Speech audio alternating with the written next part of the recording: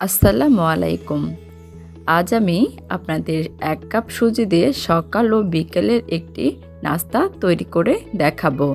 এই নাস্তাটি তৈরি করতে খুব কম সময় লাগে এবং ঝটপট নাস্তাটি তৈরি করা যায়। চলেন তাহলে এই নাস্তাটি তৈরি করে নেওয়া যাক। এখানে আমি একটা মিক্সিং বোলে দিয়ে দিব 1 কাপ সুজি। আমি 1 কাপ সুজির জন্য 2 কাপ পানি দিয়ে দিব। পানি দিয়ে আমি এটাকে ব্লেন্ড করে নিয়ে নিব। এটা আমার ভালোভাবে ব্লেন্ড করা হয়ে গেছে। এখন আমি একটা মিক্সিং বোল নিয়ে নিব। মিক্সিং বোলে আমি সুজির এই ব্যাটারটি ঢেলে দিয়ে দিব।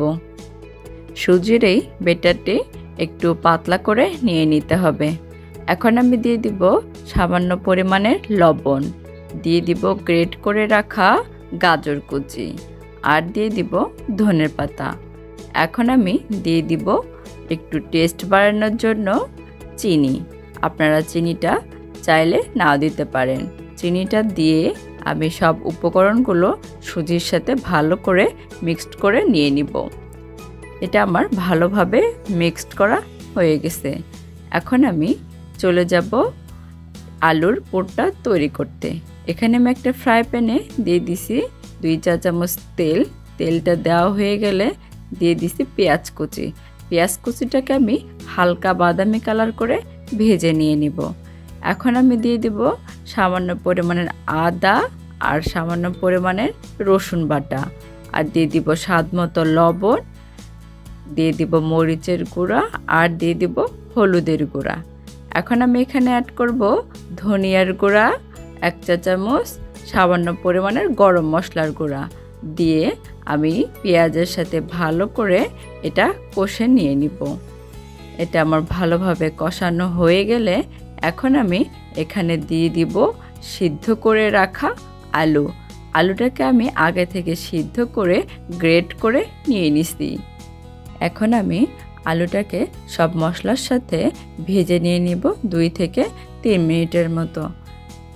আলুগুলো আমার যখন সব মশলার সাথে ভালোভাবে মিক্সড হয়ে আসবে আর সুন্দর মতো ভাজা হয়ে যাবে, তখন আমি দিয়ে দিব একটি সিদ্ধ করে রাখা ডিম। আমি ডিমটাকে একটু গ্রেট করে নিয়ে নিছি। ডিমটা দিয়ে আলুর পুরের সাথে ভালো করে মিক্সড করে নিয়ে নিব।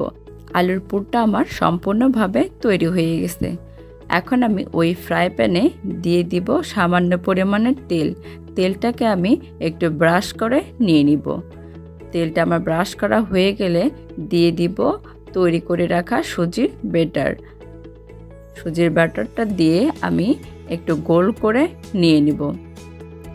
আমার সুজির ব্যাটারটা একটু উপর থেকে ভালোভাবে শুকিয়ে আসছে, তখন আমি দিয়ে দিব আলুর পুর। আলুর পুরটা দিয়ে আমি একটু ফোল্ড করে নিয়ে নিব। আপনারা দেখলেই বুঝতে পাচ্ছেন যে আমি কিভাবে ফোল্ড করে নিয়ে নিচ্ছি। এটাকে একটু সাবধানে তৈরি করে নিতে হবে, তা না হলে ভেঙে যেতে পারে। এটা আমার সম্পূর্ণভাবে তৈরি হয়ে গেছে। আমি একটু আরেক পাশে উল্টে দিয়ে দিচ্ছি। আমার নাস্তাটি তৈরি হয়ে গেছে। এখন আমি আপনাদের সুবিধার্থে আরেকটা তৈরি করে দেখাচ্ছি।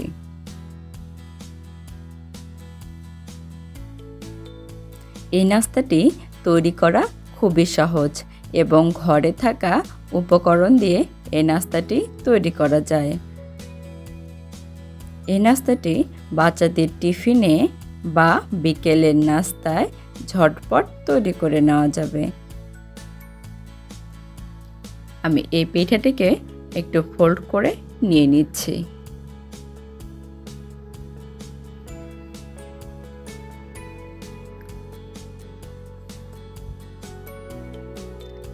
আমার পিঠাটি সম্পূর্ণভাবে তৈরি হয়ে গেছে।